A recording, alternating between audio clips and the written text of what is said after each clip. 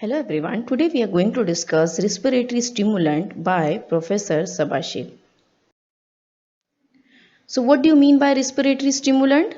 So respiratory stimulants are the agent or chemical which are used in the stimulation of respiratory system or to re-establish the normal respiration when the lungs are incapable of removing sufficient amount of carbon dioxide and unable to take adequate amount of oxygen. So basically respiratory stimulants are the drug which revive the respiratory system. So uses, so anesthesia recovery. It is also used in the respiratory distress management. Now we'll see respiratory stimulant drug.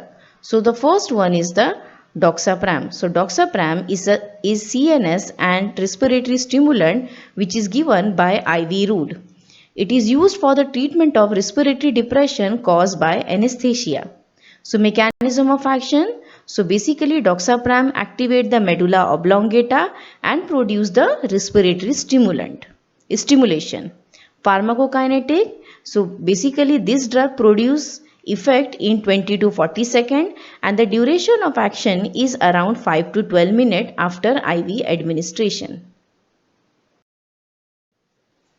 Now the next class of drug is the methylxanthine which include caffeine. So the naturally occurring caffeine and theophylline are structurally categorized as methylated xanthine. Now we'll see the mechanism of action of methylxanthine as respiratory stimulant.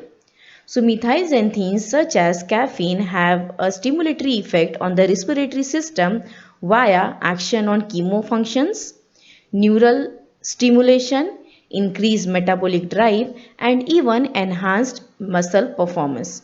So this is how the methylxanthine act as a respiratory stimulant. So this is all about the respiratory stimulant drug. Thank you.